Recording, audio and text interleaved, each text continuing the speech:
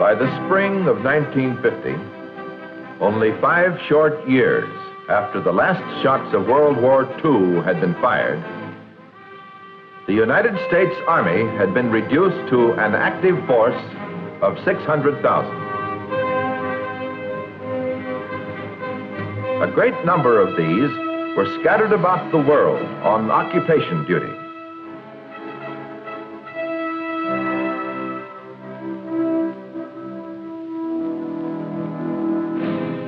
But the armed forces of the truculent communists, Soviet Russia and Red China, remained on a strong wartime footing and in belligerent posture.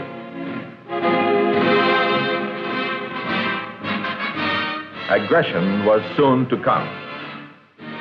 Americans would be fighting against tyranny for the 3rd time in 32 years.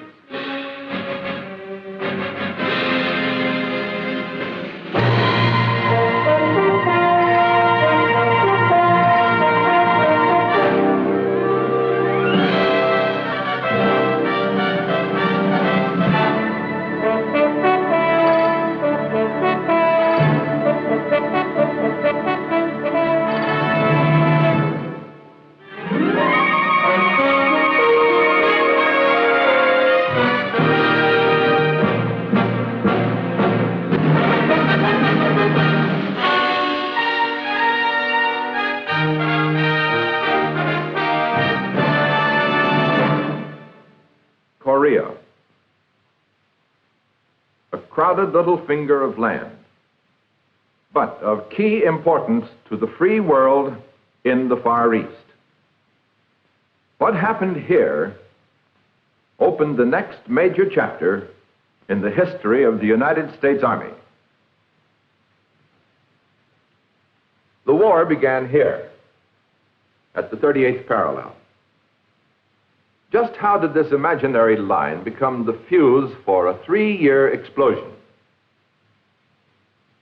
Before the Japanese surrender in World War II, we made an agreement with the Russians, who were then our allies.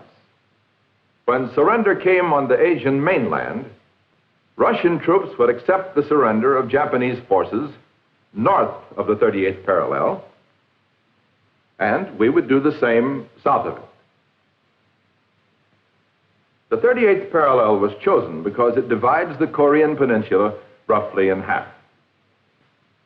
It was also agreed that free elections would be held, and the government of Korea returned to the Korean people. In August of 1948, free elections were held in South Korea, supervised by United Nations inspectors, establishing the Republic of Korea. 3 weeks later, communist-controlled elections in North Korea, from which UN inspectors were barred, established the communist regime and divided the Korean nation. Not long afterwards, the communists decided their moment for conquest had come. In early summer 1950, life was good in the agricultural South. There was peace. Time for living in the quiet, ancient way.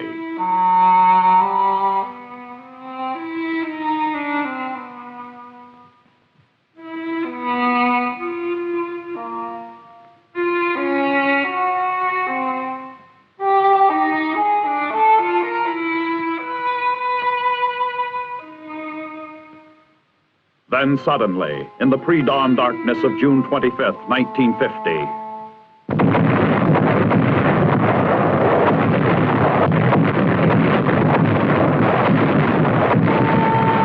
South Koreans were jarred awake by a living nightmare.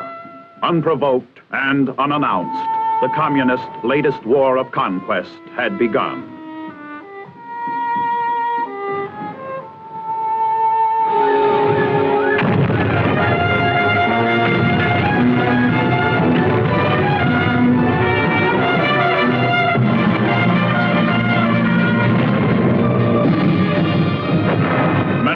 It was the beginning of World War III. It might have been if we had not taken immediate action. President Truman ordered our Navy and Air Force to provide cover and support to the Republic of Korea. In the United Nations, United States Delegate Warren Austin spoke for the indignant people of free nations everywhere. The armed invasion of the Republic of Korea continues. The Republic of Korea has appealed to the United Nations for protection. I am proud to report that the United States is prepared to furnish assistance to the Republic of Korea. 4 days after the invasion began, the capital city of Seoul fell to the communists. Small elements of the United States Army were airlifted from Japan to help check the Red advance.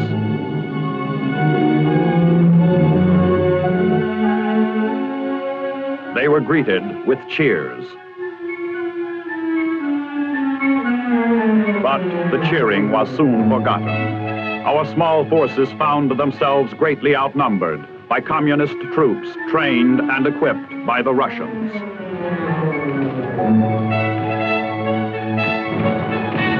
Our handful of troops fought a delaying action, buying precious time until reinforcements would arrive.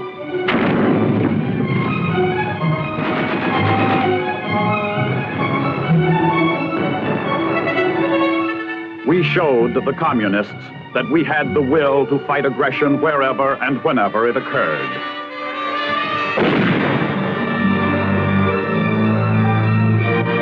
On July 10th, President Truman appointed General Douglas MacArthur, Commander-in-Chief of the United Nations forces, which were beginning to assemble.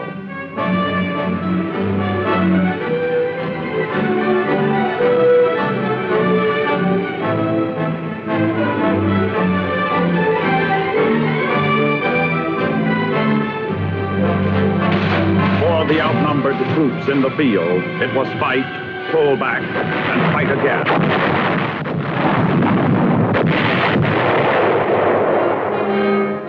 More United States forces arrived in Busan. Not nearly enough, but it was a beginning.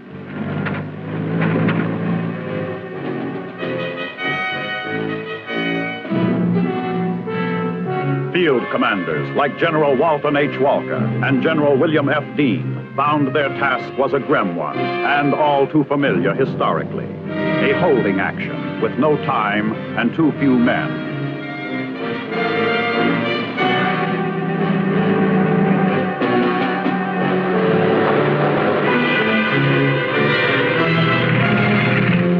But American military leadership had only recently been blooded and honed to professional keenness in a greater war.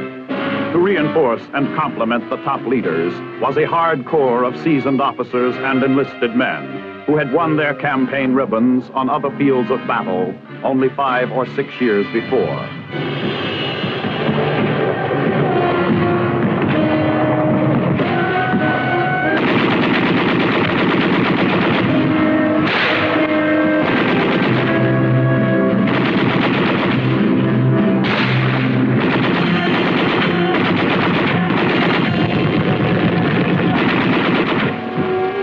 Through July and August of 1950, our small forces were being pushed into a corner, the Busan perimeter.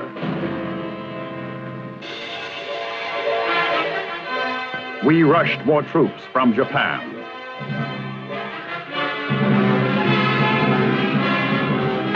Again, we were faced with an emergency build-up to fighting strength. We drew on our citizen soldiers, reserves, and inductees. Within the year, our army would grow from 600,000 to more than 1.5 million men.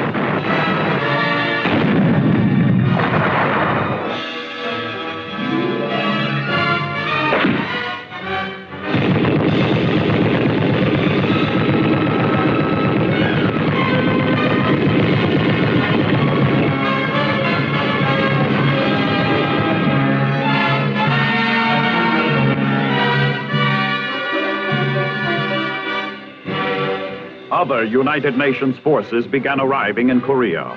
British troops of the Sutherland and Argyll Highlanders. The international army was beginning to take shape. It was none too soon. Again, time was running out.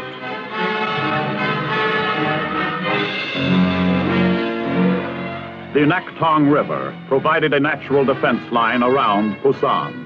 It was here that the guts and stamina of the American soldier and his Republic of Korea allies and a protective wall of artillery fire held the communist forces at bay.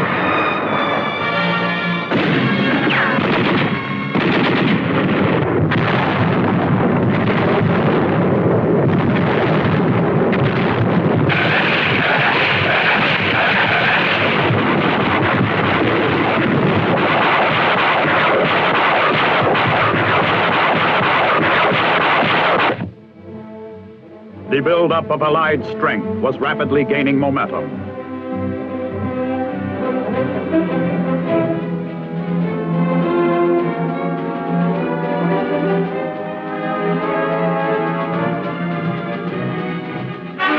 Incheon, September 15, 1950. The United Nations suddenly took the offensive.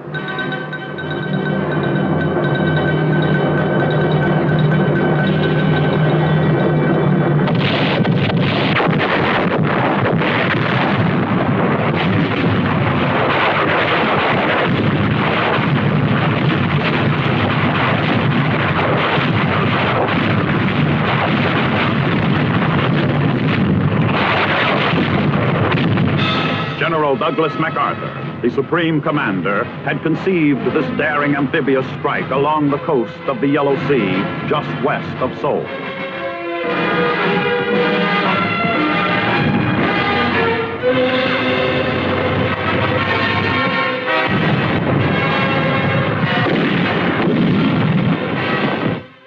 The Marine Landing Force secured Walmy Island in just 58 minutes. And pushed on into Incheon itself, kicking in the back door to the enemy's defenses.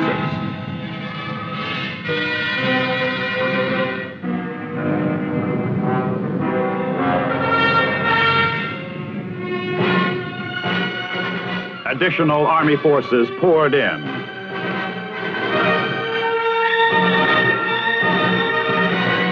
Simultaneously, the breakout from the Busan perimeter got underway in the south.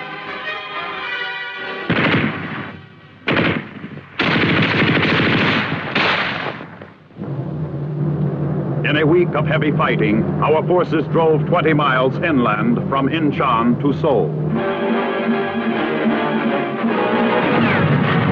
More than 10,000 North Korean troops were dug in and waiting at every street corner with orders to fight to the death.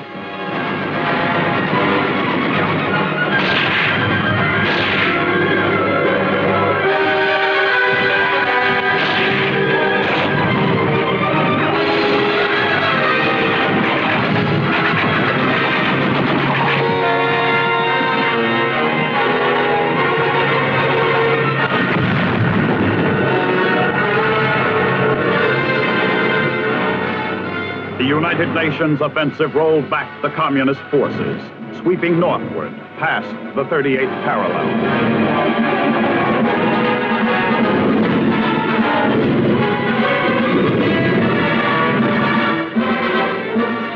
First, Kaesong fell.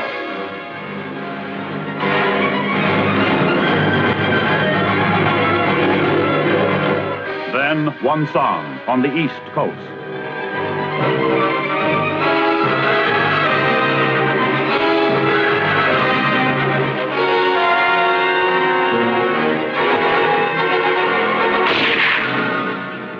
Then Pyongyang, the North Korean capital itself.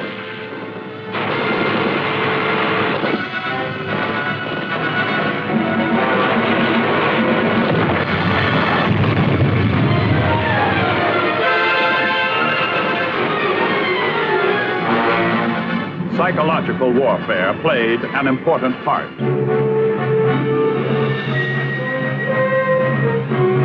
Loudspeaker messages and safe conduct passes for North Korean troops inviting them to surrender met with striking success.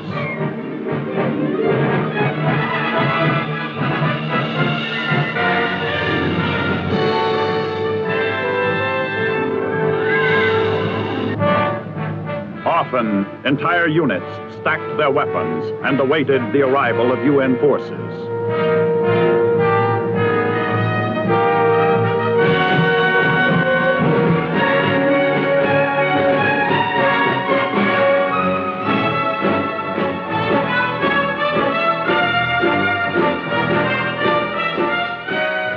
Our Army units pushed on toward the Yalu River, Korea's northernmost boundary.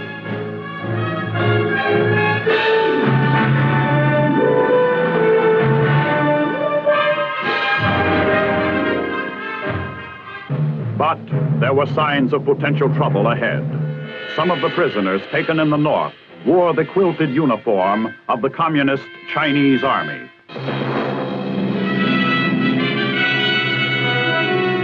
November found elements of the 10th Corps on the frozen banks of the Yalu River.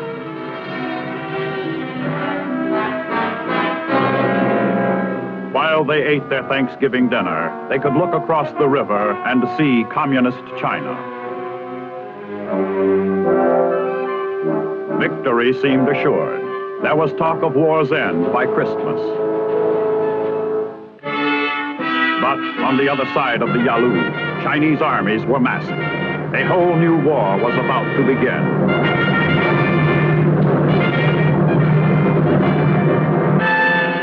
Late in November, two full Chinese field armies attacked across the Yalu, splitting UN forces and rolling them back. What President Truman had first called a police action had now become a major war. Our forces in the west pulled back to the south.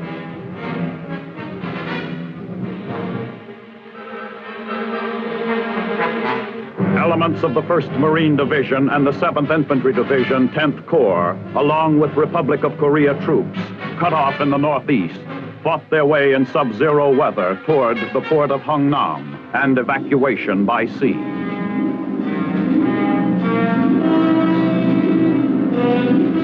$100,000 fighting men, and their machines were loaded onto waiting ships.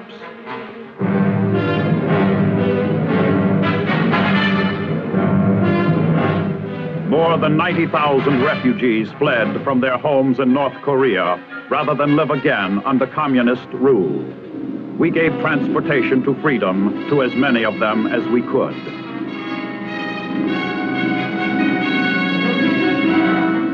By sea, the massive withdrawal moved southward, toward ports where the units could land and regroup.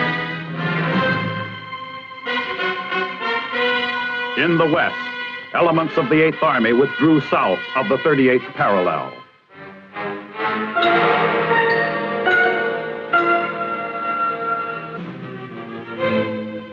The Chinese forces followed up with their massive New Year's offensive.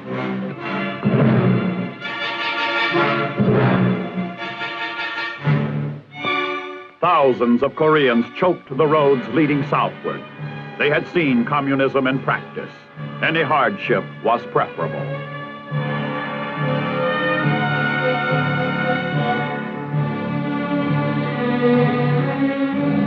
Once again, Seoul changed hands as we pulled out, blowing up the bridges behind us. Far to the south, our units were regrouping.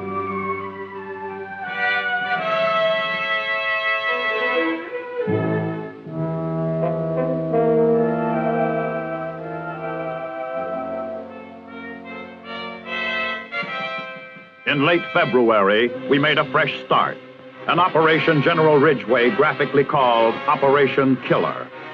The Chinese armies held a staggering superiority of numbers, and Ridgway's intent was simple: cut down the odds.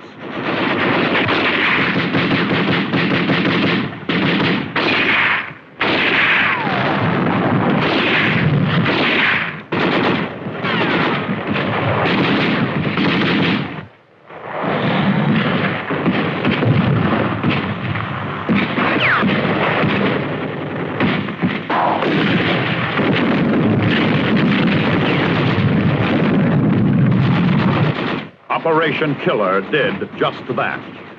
The enemy lost 10 men for every United Nations casualty. What had begun as an attempt to inflict heavy personnel losses on the enemy developed into a ground-gaining operation.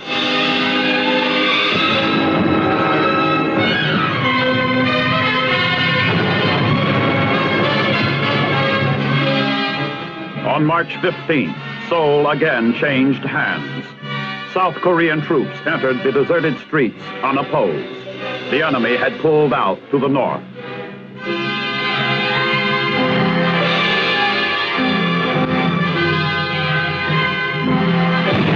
But not for long. Spring brought with it still another crisis, another massive communist offensive.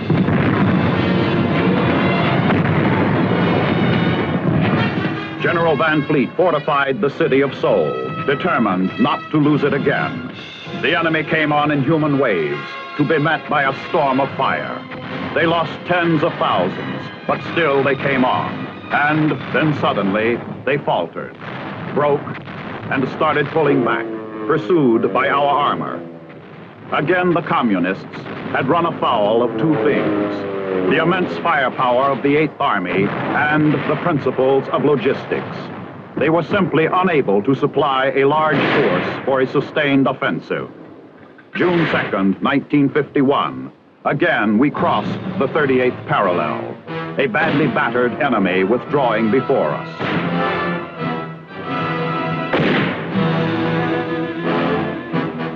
Soviet UN delegate Jacob Malik frankly proposed truce talks, suggesting that perhaps a ceasefire could be discussed. On July 10th, preliminary truce talks were opened in the red-held city of Kaesong. They were to drag on for 2 long years, while the bloodshed continued.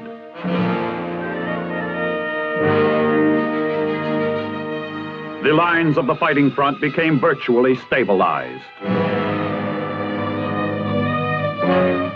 After 12 days, the talks in Kaesong were deadlocked over the issue of a ceasefire line. Then the communists broke off the talks. In the fall, they were resumed at Panmunjom.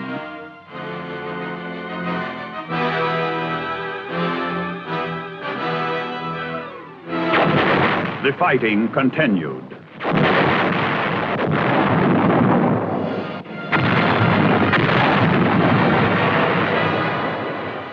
Materials were expended daily and nightly in prodigious amounts.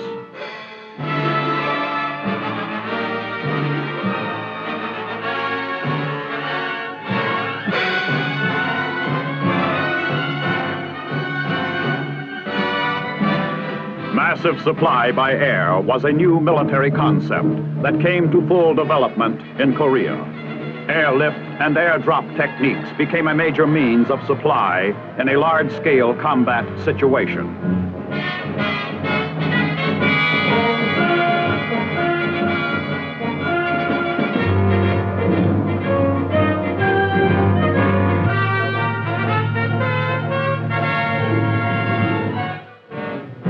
Winter 1952 found the talks at Panmunjom deadlocked over the principle of prisoner exchange.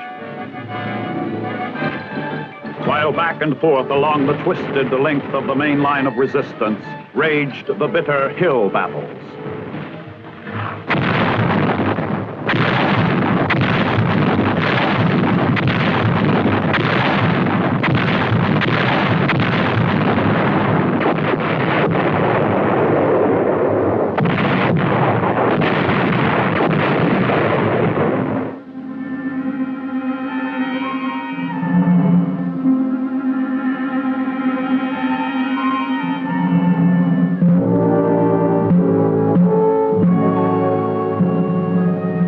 In March 1953, the communist world was shaken by the death of Joseph Stalin. His successor, Georgy Malyankov, launched what he termed a worldwide peace offensive. Its influence would soon be felt in Korea.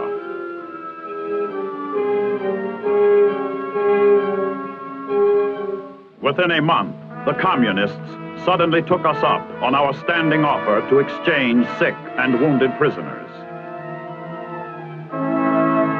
This was Operation Little Switch. It indicated that a ceasefire might come soon. Battle-weary men listened for word that the shooting was to end. On July 27, 1953, at the UN base camp in Moonsani, General Mark Clark signed the ceasefire agreement. A few miles away, the communists did the same. By August 5th, Operation Big Switch was underway. Some 13,000 UN soldiers returned from Red prison camps.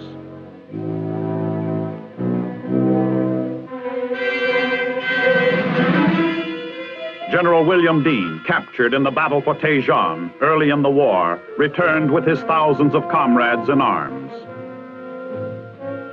It was then that the world image of communism received a telling blow. For 2/3 of the Chinese prisoners refused to return to Red China, and 35,000 North Koreans decided they'd rather live in South Korea.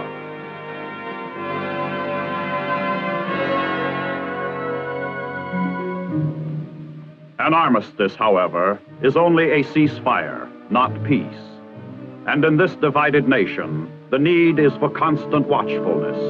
Unending preparedness still remains and may continue for years to come. This is true anywhere on earth where people face an aggressor.